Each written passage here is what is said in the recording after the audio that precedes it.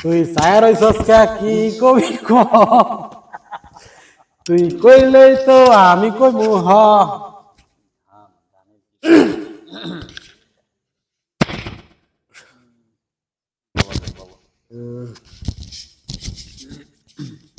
তুমি এক কাজ করো,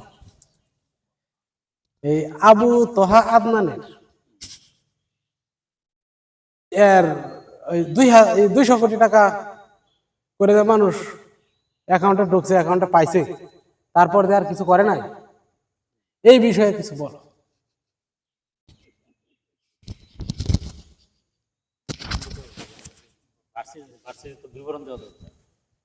এটা লাগাও না,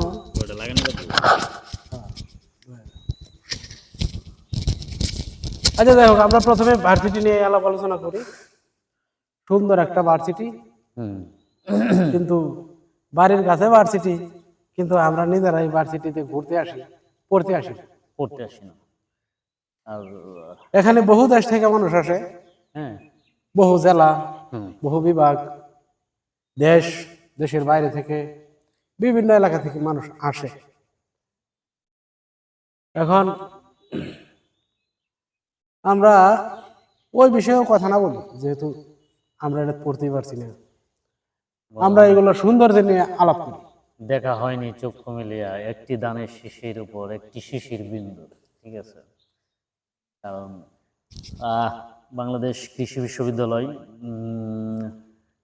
এটা বাংলাদেশের প্রথম কৃষি বিশ্ববিদ্যালয়। আয়তনের দিক দিয়ে এটা বাংলাদেশের দ্বিতীয় বৃহত্তম এই কৃষি ভার্সিটি, আয়তনের দিক দিয়ে হিসাব করলে। আর এশিয়ার মধ্যেও একটা বৃহত্তম কৃষি বিশ্ববিদ্যালয়।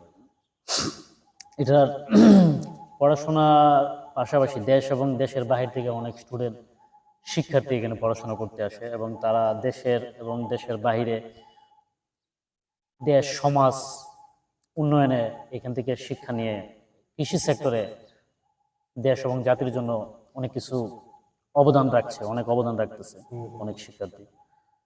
কৃষি বিশ্ববিদ্যালয়টা অবস্থিত হচ্ছে ময়মনসিংহ শহর থেকে প্রায় 4 কিলোমিটার দক্ষিণে, ব্রহ্মপুত্র নদীর তীরে অবস্থিত এই কৃষি বিশ্ববিদ্যালয়। ঢাকা থেকে যদি কেউ এই কৃষি ভার্সিটিতে আসতে চায়, তাহলে একেবারে ঢাকা থেকে তো থেকে কি মহাখালী বাস স্ট্যান্ড থেকে তো ডাইরেক্ট চলে আসা যায়, মাসকান্দা বাস স্ট্যান্ড নামা যাবে, অথবা Mymensingh bridge, Maskanda bus stand এবং ময়মনসিংহ ব্রিজ থেকে অটো যুগে, রিক্সা যুগে, যে কোনো যানবাহনে কৃষি বিশ্ববিদ্যালয়ে চলে আসা যাবে। হয়তো সময় সর্বোচ্চ 20 থেকে 25 মিনিট সময় লাগবে। খুব সুন্দর ভার্সিটি, প্রাকৃতিক, যেহেতু ব্রহ্মপুত্র নদীর তীরে অবস্থিত, ব্রহ্মপুত্র একটা পুরাতন নদী এবং এর চারপাশে প্রাকৃতিক পরিবেশে সমৃদ্ধ আমাদের কৃষি ভার্সিটি। দেখার মতো অনেক কিছুই আছে। আমরা প্রায়ই এখানে ঘোরাফেরা করি। আজকে আমি এবং আমার বন্ধু, বাল্যকালের বন্ধু, গ্রামের ভাষায় যদি বলি ল্যাংটাকালের বন্ধু, ঠিক আছে, আমরা একসাথে অনেকক্ষণ সময় কাটালাম, ঘুরলাম ফিরলাম। এখন মূলত আমরা বসে আছি টিএসসি ভবনে। প্রচন্ড রোদ, তাপদাহ। এই রৌদ্রের মাঝে এখানে আসলে মোটামুটি ঠান্ডাই লাগতেছে। বাহিরে রৌদ্রের তুলনায় এখানে পরিবেশটা শীতল বাতাস, একটা শীতল বাতাস। যারা আসবেন কৃষি ভার্সিটিতে, আইসা টিএসসি ভবনে বসবেন। ওদিকে গার্ডেন আছে, বোটানিক্যাল গার্ডেন আছে, নদীর তীরবর্তী জায়গায় বসার সুন্দর সুন্দর স্থান আছে। প্রকৃতিকে কাছ থেকে দেখার জন্য হলেও কৃষি ভার্সিটিতে, মানে এক নজরে কৃষি ভার্সিটিতে আসা উচিত, ঘোরাফেরা করা উচিত। এদিকে আম বাগান আছে, নারিকেল বাগান আছে, গাছগাছালি সমারোহ বলা যায় কৃষি ভার্সিটি। তা আমরা অনেকদিন পরে আমরা একসাথে হইলাম, একসাথে অনেকদিন পরে, কারণ সবাই কর্ম নিয়ে ব্যস্ত, কর্মজীবনে এক একজন এক এক জায়গায় থাকে, ফ্যামিলি নিয়ে ব্যস্ত। সময়, আগের সেই সময়, অবিবাহিত জীবনের সেই সময়টা আসলে হয়ে ওঠে না। আগের মতো আড্ডা দেওয়া, ঘন্টার পর ঘন্টা সময় ব্যয় করা, সেই সময়টা এখন আর নাই। তারপরেও মন কাঁদে ওই আগের সময় ফিরে যেতে, ঠিক আছে, যে ওই সময়টা যদি ফিরে পেতাম, যে আগে ঘন্টার পর ঘন্টা আড্ডা দিছি বন্ধু মহল নিয়ে।